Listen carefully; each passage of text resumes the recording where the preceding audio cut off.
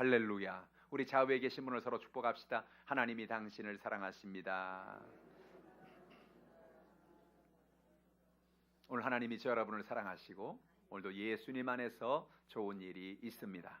전 여러분과 함께 창세기 49장 8절로 12절의 말씀에 근거해서 유다를 향한 야곱의 축복, 이와 같은 제목으로 은혜의 말씀을 나누겠습니다. 부모의 축복 기도는 자녀에게 있어서 참으로 중요한 의미를 가집니다. 부모가 자녀를 위해 기도할 때 그 기도는 반드시 이루어집니다. 하늘의 문이 열려지는 것입니다. 성경에 보면 야곱은 그의 아버지에게 가서 장자의 축복을 받으려고 그렇게 했어요. 왜 이렇게 장자의 축복을 받으려고 했을까요? 야곱의 마음속에는 믿는 게 하나 있었는데, 그것은 아버지가 자녀에게 복을 빌면 그 복이 자녀에게 임한다는 것을 알고 있었습니다. 사실은 자기가 장자가 아니잖아요. 에서가 장자이기 때문에 에서가 당연히 장자의 축복을 받아야 하는 거죠. 그런데 아버지를 속이고 형을 속여서 그는 결국은 자기가 장자의 복을 받고 맙니다. 그 이후에 야곱의 인생은 얼마나 문제가 생기는지 몰라요. 여러분, 사실 하나님은 야곱이 태어나기 전에 하나님 말씀하시기를 큰 자가 작은 자를 섬길 것이라고 그렇게 예언해 주셨어요. 그러니까 하나님의 때에 하나님의 역사를 통해서 하나님이 야곱을 축복하실 것입니다. 근데 그럼에도 불구하고 야곱은 기다릴 수가 없었어요.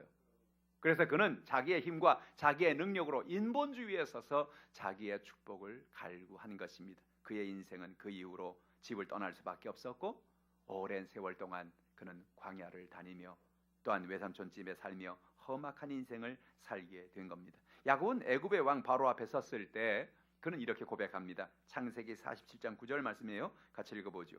야곱이 바로에게 아뢰되 내 나그네 길의 세월이 130년이니이다. 내 나이가 얼마 못 되니 우리 조상의 나그네 길의 연주에 미치지 못하나 험악한 세월을 보내었나이다 하고, 130년이면 대단히 오래 산 거죠.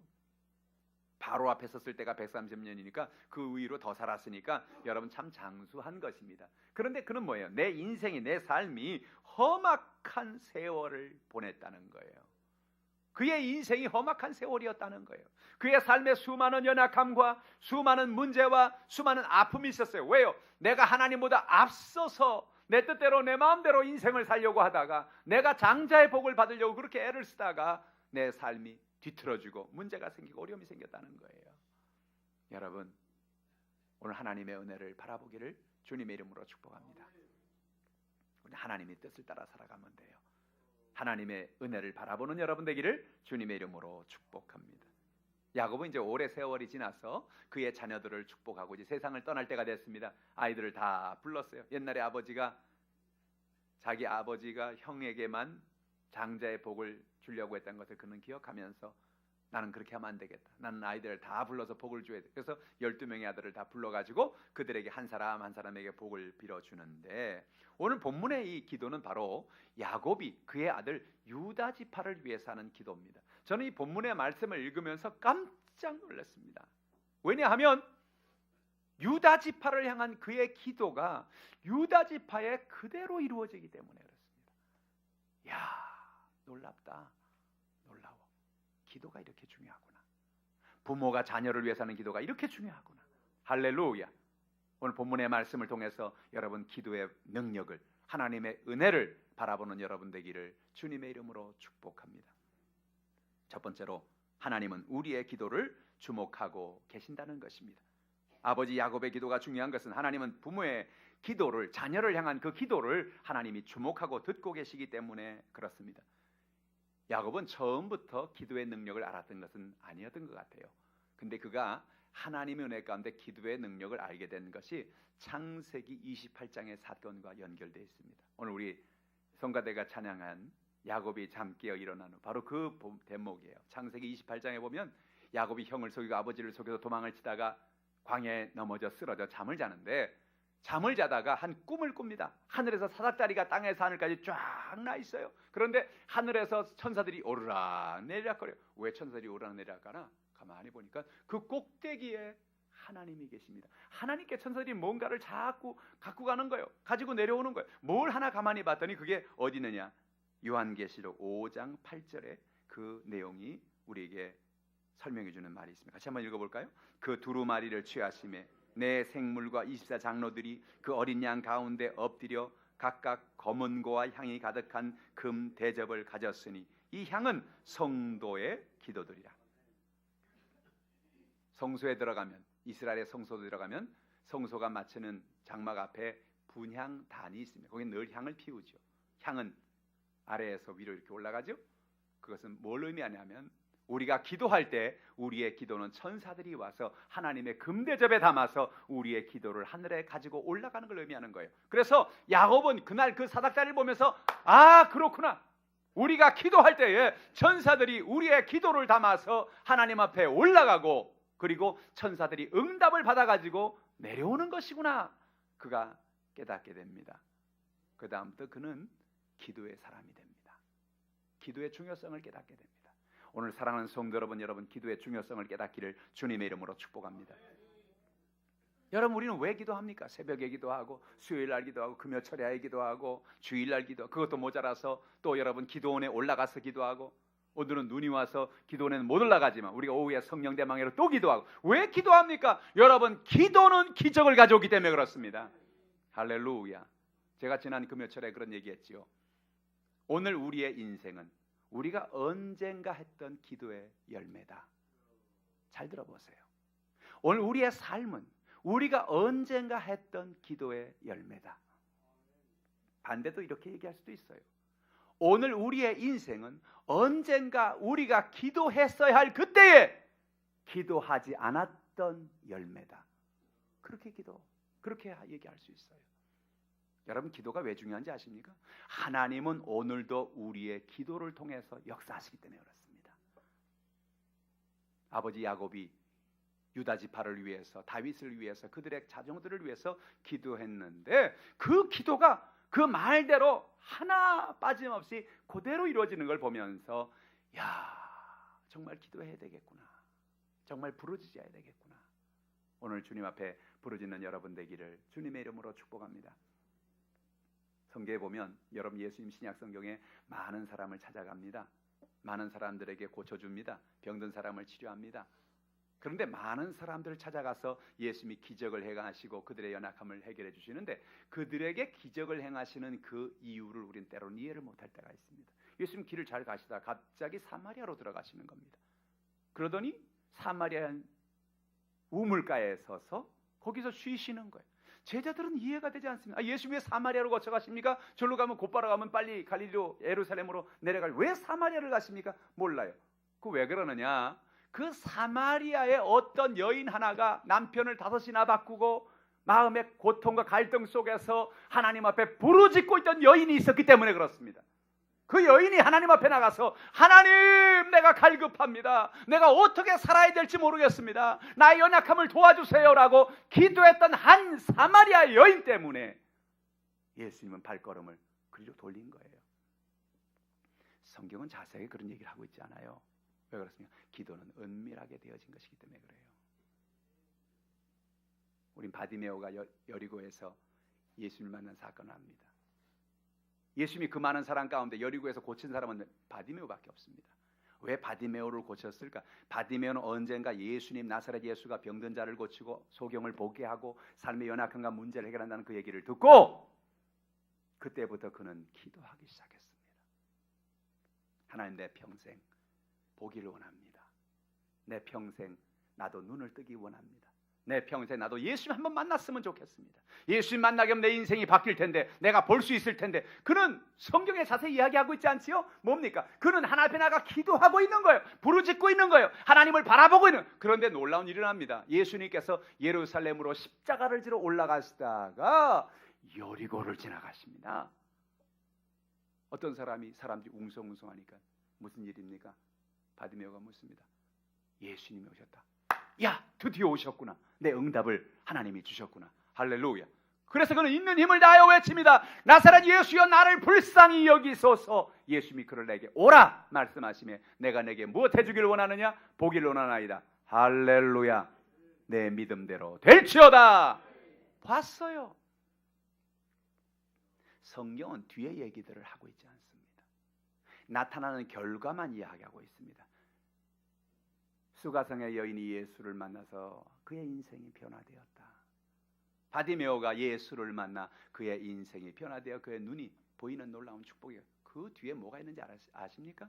수가성 여인도 기도했고 바디메오도 기도했고 그들이 하나님 앞에 나가 부르짖을 때에 그 많고 많은 사람 가운데 그 많고 많은 영혼들 가운데 예수님을 그들에게 보내신 거예요.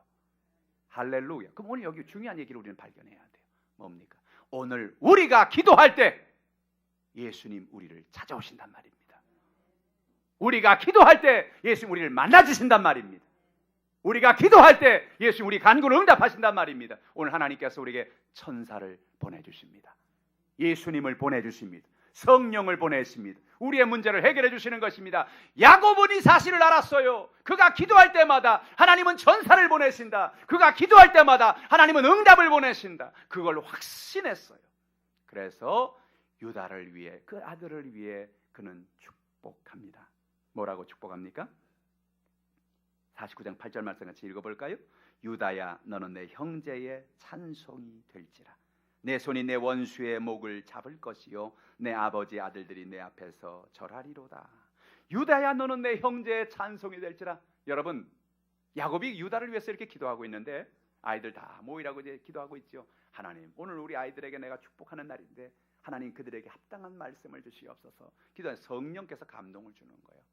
유다가 장자가 아니거든요. 근데 그 유다만 보면 하나님이 감동을 주기. 유다야 너는 내 찬송이 될지라. 할렐루야. 결국은 뭐예요? 이 유다 지파가 하나님을 찬양하는 지파가 된 거예요. 그 유다 지파에서 누가 태어났어요? 다윗이 태어났습니다. 다윗은요 시편의 150여 편 중에 절반을 찬송했어요. 하나님을 찬양하는 지파가 되었어요. 하나님 앞에 영광 돌리는 믿음의 역사가 나타났습니다. 내 손이 내 원수의 목을 잡을 것이요 내 아버지 아들들이 내 앞에 절하리로다. 당시에 사사기에 보면 이스라엘 백성들은 얼마나 큰 고통 속에 있는지 모릅니다. 수많은 원수가 찾아왔어요. 이스라엘을 만만하게 본 거죠. 그래서 툭하면 농사를 다 하고 그들이 추수할 때만 되면 와서 추수한 물건을 다 노략질해 갑니다. 미디안이라든지 메소포타미아라든지 모압이라든지 암몬이라든지 수많은 나라들이 그들에게 와서 그들의 연약함을 주고 도적질해 가지고 연약하고 고통 속에 살게 만드는 거예요. 하나님 말합니다. 유다야 내가 그들의 원수의 목을 내가 잡는 날이 온다. 할렐루야. 어떻게 됐습니까? 그 지파에서 나온 다윗이 위대한 왕국을 이루어서 그 모든 나라들을 물리치고 전멸시키고 원수를 제압하는 놀라운 승리의 역사가 이루어지게 된 것입니다. 뿐만 아니라 내 아버지 아들들이 내 앞에 절하리로다. 그가 장자가 아님에도 불구하고 다른 모든 형제들이 유다 지파에게 나가서 왕이시여 절을 하고 섬기는 그런 은혜가 있었다는 거죠. 성령의 감동 속에서 기도한 것입니다. 오늘 여러분 여러분의 삶 속에 이런 은혜가 있기를 주님의 이름으로 축복합니다. 유다 지파를 다윗의 사자에 비유하고 있습니다. 9절 읽어볼까요? 유다는 사자 새끼로다. 내 아들아 너는 움킨 것을 찢고 올라갔도다. 그가 엎드리고 웅크림이 숫사자 같고 암사자 같으니 누가 그를 범할 수 있으랴. 여러분 성경에 보면 유다 지파를 사자의 지파라고 많이 비유하고 있습니다. 요한계시록에도 5장의 5절 보면 한번 읽어볼까요? 장로 중에 한 사람이 내게 말하되 울지 말라. 유대 지파의 사자 다윗의 뿌리가 이겼으니 그 두루마리와 그 7인을 떼시라 하더라. 여러분 오늘 성경에 보니까 유대 지파의 사자 다윗의 뿌리는 바로 유다 지파가 사자 지파인 걸 말하고 그 뿌리는 바로 예수 그리스도를 의미하는 것입니다. 예수 그리스도가 유다 지파를 통해서 이 땅에 오실 것을 말하는 것입니다. 그래서 그가 마귀의 세력을 이기고 저주를 이기고 연약함을 이기는 놀라운 승리를 베풀어 줄 것을 말합니다. 다윗은 골리앗을 쓰러뜨리고 온 이스라엘과 전 가나안과 모든 사람들 앞에 하나님의 위대하심을 드러냈습니다. 다른 나라들이 옛날에는 이스라엘을 우습게 여겼어요. 아무것도 아닌 민족이다 그렇게 생각했어요. 우리가 가서 얼마든지 침략해오고 얼마든지 뺏어올 수 있는 그런 민족이다. 그런데 다윗이 소년이 큰 거인인 골리앗을 쓰러뜨리고 난 그 다음부터 이 소문이 전 가나안에 퍼져나갔어요. 야, 보통이 아니다. 저 다윗이란 사람은 보통이 아니다. 하나님이 저 나라에서 일하고 있다. 우리가 함부로 침략할 수 있는 나라가 이젠 아니다. 할렐루야. 유다의 하나님의 사자의 지파로서의 축복을 허락해 주신 것입니다. 그래서 그는 지도자가 되고 하나님 앞에 쓰임받는 믿음의 삶이 되게 된 것입니다. 두 번째로 하나님은 구원자를 보내시겠다는 것입니다. 10절 말씀 같이 읽어보죠. 규가 유다를 떠나지 아니하며 통치자의 지팡이가 그 발알 사이에서 떠나지 아니하기를 실로가 오시기까지 이르리니 그에게 모든 백성이 복종하리로다. 오늘 이 본문의 10절에 보면 우리가 좀 잘 모르는 그런 단어들이 나오죠. 규라는 단어, 그리고 실로라는 단어가 나옵니다. 규가 뭐냐면, 규는 왕이 들고 다니는 막대기예요. 왕이 보통 요만한 막대기 들고 다니죠. 지휘봉같이 들고 다니는 게 그게 바로 규입니다. 왕의 상징을 말하는 거예요. 그 왕의 막대기가 유다를 떠나지 않는다는 것은 유다 지파가 왕족 지파가 될 것을 의미하는 것입니다. 사실은 왕족 지파는 베냐민 지파에서 시작됐습니다. 사울이 첫 왕이 됐어요. 사울이 잘만 했었으면, 사울이 하나님 보기에 최선을 다했으면 그 지파가 왕족 지파가 되는 거예요. 그런데 어떻게 해요? 사울이 하나님 보기에 바로 서지 못했어요. 베냐민 지파가 얼마든지 왕족이 될 수 있었다고요. 근데 그걸 이미 하나님이 보고 계셨다는 거예요. 이미 그게 되기 전부터 하나님은 사울이 그렇게 될 줄을 알고 계셨다는 거죠. 그래서 유다 지파에서 다윗이 날 것이고, 그 다윗의 지파를 통해서 왕의 자리가, 통치자의 자리가 떠나지 아니할 것이라는 것입니다. 그 발 사이에 지팡이가 떠나지 않을 것이며 실로가 오시기까지 이르니, 실로는 바로 평화를 주는 사람입니다. 평화를 주는 사람, peace giver, 평화를 주는 사람. 바로 그분은 바로 예수 그리스도를 의미하는 것입니다. 실로는 바로 메시아를 의미하는 거예요. 이스라엘 백성들은 지금도 메시아를 기다리고 있습니다. 우리에게 메시아를 주십시오. 우리에게 메시아를 주십시오. 그들이 하나님을 의지하고 주를 바라봅니다. 그 메시아는 바로 예수 그리스도로 이 땅에 오신 것입니다. 실로가 오셨다. 평화를 주는 분이 오셨다. 그러므로 우리가 예수를 믿는다는 건 무엇입니까? 우리의 인생에 평화가 없는 삶을 평화의 삶으로 바꾸어 주는 것입니다. 우리의 삶의 연약함을, 우리의 삶의 문제를 바꾸어서 주님이 평화를 주시는 것입니다. 오늘 여러분의 삶 속에 평화가 있기를 주님의 이름으로 축복합니다. 실로가 오시면, 예수님 오시면 우리에게 어떤 일이 납니까? 우리에게 주님은 우리의 참된 왕이 되셔서 우리에게 참된 자유와 평안을 주십니다. 우리를 죄에서 건져내시고 의와 평강이 넘치는 삶을 살게 해주시는 것입니다. 로마서 3장 23절 24절 같이 읽어보죠. 모든 사람이 죄를 범하였음에 하나님의 영광에 이르지 못하더니 그리스도 예수 안에 있는 속량으로 말미암아 하나님의 은혜로 값없이 의롭다 하심을 얻은 자 되었느니라. 모든 사람이 죄를 범했습니다. 모든 사람이 죄 가운데 있습니다. 그런데 어떤 누구도 내 힘으로 내 능력으로 하나님의 영광에 이르지 못하는데 그리스도 예수 안에는 실로 되신 메시아 되신 그 예수 그리스도의 그 은혜로 말미암아 값없이 의롭다 하심을 얻게 되었습니다. 내 능력이 아니에요. 내 방법이 아니에요. 주님 우리에게 값없이 하나님의 은혜 가운데 복된 의의 사람으로 만들어 주신 것입니다. 예수님 우리의 왕이 되십니다. 우리의 실로가 되셔서 우리를 상한 마음에서 건져내시고 하나님의 자녀가 되게 하시고 성령의 능력을 더해 주십니다. 요한복음 1장 12절 읽어볼까요? 영접하는 자 곧 그 이름을 믿는 자들에게는 하나님의 자녀가 되는 권세를 주셨으니. 여러분, 이 하나님의 자녀가 되는 권세를 주었다는 것은 우리가 그냥 쉽게 읽을 수 있는 얘기가 아니에요. 이건 우리의 인생의 근본적인 변화를 말하는 것입니다. 내가 누구냐? 하나님의 자녀라는 거예요. 여러분, 옛날에 옛날에 2조 500년 그런 드라마 보면은 강화에 사는 한 도령이 자기는 평민인 줄 알았는데 어느 날 연락이 옵니다. 알고 보니 당신은 왕족이었어.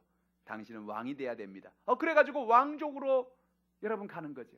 여러분, 오늘 우리가 인생을 살면서 나는 보통 사람이요, 나는 평범한 사람이요, 나는 아무것도 아닌 줄 알고 인생을 살아갔는데 여러분 예수를 믿고 보니까 주님 뭐라면 너는 왕족이다. 하나님의 아들 딸이다. 하나님 그렇게 말씀하시는 거예요. 우리가 하나님의 아들 딸이니 하나님 우리의 모든 인생을 책임지지 않겠습니까? 하나님 아들 딸이 뭐 돈 때문에 걱정합니까? 하나님 아들 딸이 뭐 물질 때문에, 문제 때문에, 연약함 때문에, 질병 때문에 걱정할 이유가 있겠습니까? 하나님이 책임져 주시고 인도해 주시는 것입니다. 사도행전 1장 8절에 오직 성령이 너희에게 마시면 너희가 권능을 받고 예루살렘과 온 유대와 사마리아와 땅까지 이르러 내 증인이 되리라 하시니라. 성령이 너희에게 마시면 너희가 권능을 받는다. 능력을 받는다. 마귀를 싸워 이길 수 있는 힘을 얻게 되는 것입니다. 할렐루야. 오늘 여러분도 오늘 이와 같은 은혜를 주님이 여러분에게 베풀어 주셨습니다. 예수님 우리의 왕이 되실 때 우리를 가난과 저주에서 건져내시는 왕이 되십니다. 갈라디아 3장 13절 14절 같이 읽어보죠. 그리스도께서 우리를 위하여 저주를 받은 바 되사 율법의 저주의 소리를 속량하셨으니 기록된 바 나무에 달린 자마다 저주 아래 있는 자라 하였습니다. 이는 그리스도 예수 안에서 아브라함의 복이 이방인에게 미치게 하고 또 우리로 하여금 믿음으로 말미암아 성령의 약속을 받게 하려 함이니라. 아멘. 할렐루야. 오늘 예수님께서 우리를 위해 저주를 받았어요. 우리 대신 저주를 받았어요. 그래서 누구든지 예수를 믿으면 더 이상 저주가 우리 가운데 역사할 수가 없습니다. 가난과 저주가 떠나가는 것입니다. 저 여러분의 삶 속에 하나님의 은혜와 은총을 베풀어 주신 것입니다. 내가 이와 같은 놀라운 복을 받은 걸 알고 그걸 믿음으로 선포하고 믿음으로 선언하고 믿음으로 주님 앞에 나아가 간구할 때 주님 여러분에게 그 모든 것을 허락해 주시는 거예요. 할렐루야. 물질적인 어려움이 있을 때마다, 여러분 가정에 문제가 있을 때마다 하나님 앞에 나가 담대하게 기도하세요. 주님, 예수님 나를 위해 내 저주를 다 감당하셨습니다. 내 가난을 다 담당하셨습니다. 내 문제를 다 담당하셨습니다. 내게 아브라함의 복을 주시옵소서. 할렐루야. 그것이 뭐예요? 약속을 붙잡고 하는 기도예요. 하나님의 언약을 붙잡고 하는 기도인 것입니다. 예수님 우리의 왕이 되셔서 우리를 병에서 건져내십니다. 베드로전서 2장 24절 같이 읽어보죠. 친히 나무에 달려 그 몸으로 우리 죄를 담당하셨으니 이는 우리로 죄에 대하여 죽고 의에 대하여 살게 하려 하십니다. 그가 채찍에 맞음으로 너희는 나음을 얻었나니. 여러분 놀라운 사실이 무엇입니까? 예수님이 십자가에서 못 박혀 돌아가시는 그 순간에 우리는 죽었습니다. 놀라운 사실 성경이 뭐라 그래요? 예수님이 십자가에 죽는 순간 우리도 죽었다는 거예요. 예수님이 부활하시는 순간 우리도 살았다는 거예요. 그래서 이제 뭐예요? 우린 죄에 대해서는 죽고 하나님의 의에 대해서는 산 사람이 되었다는 것입니다. 그는 채찍에 맞음으로 너희는 나음을 받았다는 것입니다. 여러분 어떤 연약함이 있습니까? 어떤 질병이 있습니까? 예수님이 39대 채찍을 맞는 순간 여러분의 질병이 떠나갔습니다. 채찍을 한 대 맞을 때마다 쫙 소리가 나면서 예수님의 등줄기가 찢어집니다. 그때 여러분의 암이 떠나갔습니다. 예수님이 채찍을 맞아서 그 채찍을 떼는 순간 피가 팍 터집니다. 그 순간에 우리의 모든 당뇨가 떠나갔습니다. 중풍이 떠나갔습니다. 우리의 모든 연약함이 사라졌습니다. 오장육부의 질병이 사라졌습니다. 우리의 모든 약한 것이 고침을 받았습니다. 왜요? 예수께서 채찍에 맞음으로 나음을 받았다는, 그것은 예수님의 제자들의 얘기가 아닙니다. 예수님 오시기 전 600년 전에 이사야는 마치 그것을 환상을 보듯이 그는 고백했습니다. 저가 채찍에 맞음으로 너희가 나음을 받았느니라. 이사야서 53장 5절에 말하고 있는 것이죠. 할렐루야. 실로가 오시면, 메시아가 오시면 우리 가운데 이런 놀라운 기적이 일어난다는 것이죠. 예수님 우리의 왕이 되셔서 우리의 실로가 되셔서 우리를 불안과 좌절과 절망에서 건져주시고 영원한 천국의 소망을 주시는 것입니다. 우리가 예수를 믿는 것은 큰 축복이 무엇입니까? 우리가 예수 안에서 기쁨과 소망 속에 살 수 있다는 것입니다. 저는 예수 믿으면서 가장 큰 축복이 마음의 기쁨을 얻은 것입니다. 마음의 평안을 얻은 것입니다. 인생 살면서 우리가 걱정할 일이 얼마나 많습니까? 인생 살면서 우리가 근심할 일이 얼마나 많습니까? 예수님의 제자들도 예수님 따라가면서 예수님이 십자가를 지고 돌아가시겠다고 하니까 그들 마음속에 걱정과 근심이 그들의 마음을 사로잡았습니다. 야, 이제 뭐 어쩌면 좋노? 예수님이 이제 천국 가시면 이제 우리는 어떻게 살아야 되는가? 예수님이 그들에게 요한복음 14장 1절로 3절에 말씀합니다. 너희는 마음에 근심하지 말라. 하나님을 믿으니 또 나를 믿으라. 내 아버지 집에 거할 곳이 많도다. 그렇지 않으면 너희에게 일렀으리라. 내가 너희를 위하여 거처를 예비하러 가노니 가서 너희를 위하여 거처를 예비하면 내가 다시 와서 너희를 내게로 영접하여 나 있는 곳에 너희도 있게 하리라. 주님 뭐예요? 내가 천국 간다. 너희들 말한 것은 내가 죽을 거야. 십자가에서 죽을 거다. 나는 천국 간다. 그러나 너희들 반드시 할 것은 뭐냐면 내가 가서 다시 온다는 겁니다. 할렐루야. 바로 이것은 제자들에게 소망이었습니다. 그들에게 희망이었습니다. 그들의 삶 속에 연약함 속에 예수님이 다시 오신다는 것을 그들이 기억하는 것입니다. 인생의 문제 가운데 연약함이 있을 때 제자들은 예수님 다시 오실 것을 기대합니다. 주님 다시 오실 것을 믿습니다. 우리를 천국으로 인도할 것을 믿습니다. 할렐루야. 여러분 인생을 살면서 여러분 인생이 여러분 가운데 고통을 줄 때가 있지요.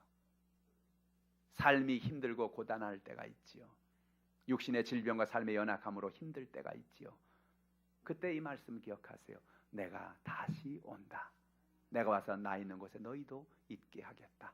이 말씀은 오늘 우리에게 희망인 것입니다. 복된 소망인 것입니다. 하늘나라를 바라보고 믿음으로 살 수 있는 주의 은혜인 것입니다. 할렐루야. 오늘 여러분의 이런 은혜가 있기를 주님의 이름으로 축복합니다. 어떻게 이것이 가능합니까? 실로가 오시면 된다는 거예요. 실로가 누구라고요? 그가 메시아입니다. 그가 예수 그리스도십니다. 예수 그리스도가 오시면 이와 같은 놀라운 은혜가 우리 가운데 있겠다는 것입니다. 하나님의 은혜 가운데 승리하는 여러분 되기를 축원합니다. 세 번째로 하나님은 우리에게 풍요로운 삶을 선물로 주십니다. 창세기 49장 11절 말씀 같이 한번 읽어보죠. 그의 나귀를 포도나무에 매며 그의 암나귀 새끼를 아름다운 포도에 맬 것이며 또 그 옷을 포도주에 빨며 그의 복장을 포도즙에 빨리로다. 저는 이 말씀을 묵상하면서 왜 이런 기도를 해줬을까? 유다가 왜 유다가 이런 기도를 받아야 했을까? 야곱은 왜 그 아들 유다에게 이런 정말 수수께끼 같은 이런 말을, 이 여러분 얘기는 다른 말로 말하면 유다를 축복하겠다는 얘기입니다.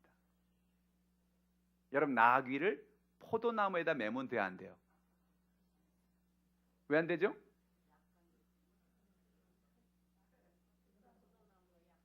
누가 약합니다 이렇게 나오니 또 약함으로 다 가는 거예요.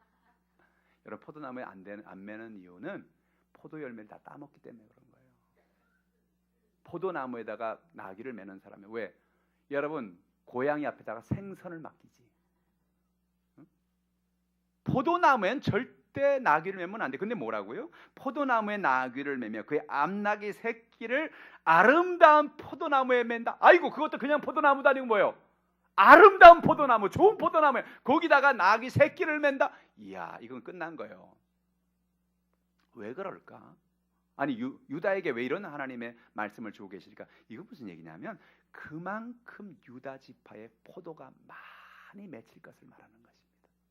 포도가 너무 풍성해서 포도가 너무 많아서 포도가 너무너무 많아서 나귀가 먹든지 새끼 나귀가 먹든지 신경 안 써. 너무 포도가 많으니까. 할렐루야.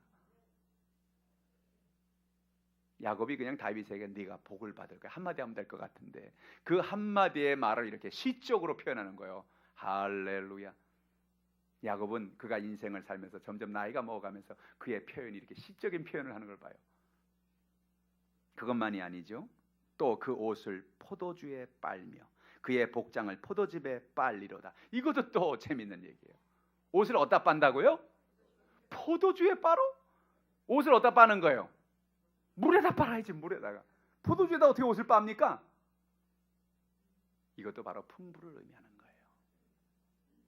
이스라엘 백성들에게는 물이 석회석이어서 마실 물로 적합하지 않아요. 그래서 이스라엘 백성들은 포도주를 만들어서 밥을 먹을 때마다 음료 대신에 포도주를 마시거든요. 그런데 얼마나 포도주가 많으면, 얼마나 포도즙이 많으면 물보다 더 흔한 게 포도주예요. 그래서 야 옷을 좀 빨아. 야 저 포도주에다 좀 빨아. 포도주 쓸 데가 없다. 너무 많아서. 할렐루야. 이 정도 되면 얼마나 큰 복을 받은 것입니까? 얼마나 풍부한 복을 받은 것입니까? 그러나 여기에는 더 깊은 영적인 의미가 있습니다. 포도주의 옷을 빤다는 것은 우리 주 예수 그리스도의 보혈의 은혜를 의미하는 것입니다. 유다 지파를 통해서 오신 예수 그리스도, 그가 우리를 위해 십자가를 지시고 그가 온몸에 피를 흘려 우리의 모든 연약함을 그 피로 덮을 것을 의미하는 것입니다. 여러분 포도주의 옷을 빠는 순간 그 옷은 붉은색으로 변화되는 거죠. 놀라운 사실은 우리가 예수를 믿는 순간 하나님 우리에게 한 사람 한 사람 각자 모두에게 옷을 한 벌씩 선물로 주십니다. 그것이 바로 의의 옷입니다. 그 옷이 바로 예수 그리스도의 보혈로 빤 옷입니다. 예수님이 비유로 말씀하셨지요. 어떤 한 왕이 잔치를 벌이는데 어떤 사람들이 길에서 초대된 사람들은 다 안 가겠다 그러고, 그러니까 여기 있는 사람 저기 있는 사람 다 불러서 잔치에 초대했는데 어떤 한 사람만, 다른 사람은 다 들어올 때 예복을 입고 들어왔어요. 근데 한 사람만 예복을 입지 않았단 말이에요. 그러니까 이 사람은 내쫓아라 안 되겠다. 무슨 얘기입니까? 다 누구든지 오라네고 도대체 무슨 소리냐 이게. 여기 중요한 의미를 담고 있어요. 그 예복이란 다름이 아니라 어린 양 예수의 보혈을 의지하고 믿음으로 주시는 옷입니다. 여러분 우리가 예수를 믿는 순간 여러분에게 한 벌씩 주님이 다 주신 옷이 바로 이 의의 옷입니다. 이 의의 옷은 예수의 보혈로 빤 옷입니다. 예수님의 보혈로 빨아준 옷입니다. 그래서 누구든지 그 옷을 입기만 하면 천국에 들어갈 수가 있습니다. 천국의 잔치에 참여할 수가 있습니다. 우리가 천국에 들어가서 천국의 문지기한테 뭘 말할까 미리 고민하지 않기를 주님의 이름으로 축복합니다. 아이고, 내가 들어갈 때 천국 문지기가 나를 나가라 그러면 어떻게 하나? 고민하지 않기를 바랍니다. 왜냐? 여러분에게 주님이 주신 그 옷만 봐도 아는 거예요. 할렐루야. 옆에 있는 사람이 말합시다. 당신 옷을 입으셨습니까? 여러분 옷 입으셨습니까? 그럼 옷 입고 있지, 그럼 내가 옷 안 입고 있겠나? 오늘 의의 옷을 입어야 합니다. 보혈의 옷을 입어야 합니다. 예수의 십자가의 보혈을 덮은 옷, 그 옷을 입고 살아갈 때 주의 놀라운 소망과 은혜가 넘치게 되는 것입니다. 할렐루야. 뿐만 아니라 오늘 성경에 뭐라 말합니까? 창세기 49장 12절 읽어볼까요? 그의 눈은 포도주로 인하여 붉겠고 그의 이는 우유로 말미암아 희리로다. 눈은 포도주로 인하여 붉겠다. 여러분, 술을 마신 사람은 탁 보면 알아요. 어떻게 알아요?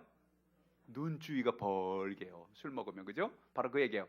여러분, 그 사람은 이 포도주로 말미암아 눈이 붉겠다는 말은 뭐냐? 포도주를 마심으로, 포도주를 통해서 그의 마음속에 기쁨과 은혜가 충만해지는 거예요. 평소에 인색했던 사람도요, 술만 먹으면 막 인심을 씁니다. 집에 가가지고 술 먹었는데 아빠 나 뭐 좀 사야 돼. 아, 그래, 알았어, 줄게. 아빠, 저는 뭐가 필요한데. 아, 알았어, 써. 다음날 아침에 술 깨고 난 다음에 후회하는 거예요. 아이고, 내가 왜 그랬을까? 왜요? 포도주가 사람을 기분 좋게 만들어주고 즐겁게 만들어주는 거죠. 오늘 여러분, 이것은 뭘 의미하느냐면 하나님이 저 여러분에게 하나님의 은혜로 기쁨을 주시고 즐거움을 주시고 평안을 주실 것을 의미하는 것이죠. 할렐루야. 유다 지파는 주님 주신 기쁨을 가지고 살았어요. 하나님이 그에게 다윗의 그 놀라운 축복, 왕의 축복, 하나님 주신 그 놀라운 은혜를 그에게 선물로 주신 것입니다. 뿐만 아니라 그의 이는 우유로 말미암아 희리로다. 여러분, 이는 우유로 말미암아 희리로다. 옛날 사람들 보면요, 사실은 옛날 사람들 보면 이가 다 누랬을 거예요. 사실은 무슨 지금처럼 좋은 치약이 있었으며 무슨 연마제가 들어간 치약이 있었으며, 그죠? 근데 그들의 이가 희다. 이가 희다는 것은 축복이에요. 옛날 사람들이 이가 희릴 수가 없어요. 그런데 그거 어떻게 이가 희느냐? 우유로 말미암아 이가 희리로다. 우유를 많이 먹어서, 그래서 그 우유 색깔처럼 이가 흰 이를 가지고 있을 것이다라는 그런 얘기인데, 이건 엄청난 축복이에요. 왜? 그때 당시에 사람들이 평상시에 우유를 먹을 수가 없었어요. 우유는 부자만 먹는 거예요. 우리 한국도 그랬죠? 우리 언제부터 우유 먹었어요? 우리 언제부터 계란 먹었어요? 에? 옛날에 우리 학교 다닐 때, 어렸을 때 여러분 집에서 도시락 싸갖고 갈 때 계란 하나 딱 얹어가면 세상 부러울 게 없는 거지. 도시락 뚜껑 딱 열면 계란이 딱 기다리고 있어요. 그 부유의 상징이에요. 축복의 상징이고. 그 하물며 여러분, 이 수천 년 전에 우유를 먹어서 이가 희다고 할 정도로 수많은 우유를 마실 수 있을 정도면 얼마나 복을 받았냐는 얘기예요. 얼마나 풍부하다는 얘기예요. 할렐루야. 야곱은 유다에게 하나님 주시는 그 축복을 비유적으로 이렇게 얘기하고 있는 거죠. 너는 복을 받을 거야. 내게 복이 있을 거야. 어떻게 됐어요? 진짜 그렇게 됐잖아요. 그 유다 지파가 이스라엘의 최고의 지파가 되고, 그 지파에서 왕이 나오고, 그 지파를 통하여 모든 이스라엘 외적들을 이길 수 있는 힘을 주시고 부유한 나라, 축복의 나라, 은혜의 나라가 되는 놀라운 역사가 임하게 된 거죠. 이 모든 것이 어디서 왔습니까? 아버지 야곱의 기도에서 출발했다는 겁니다. 기도를 해야 되겠어요? 안 해야 되겠어요? 기도해야 됩니다. 자녀를 위해 기도해야 됩니다. 여러분 자신을 위해서 기도해야 됩니다.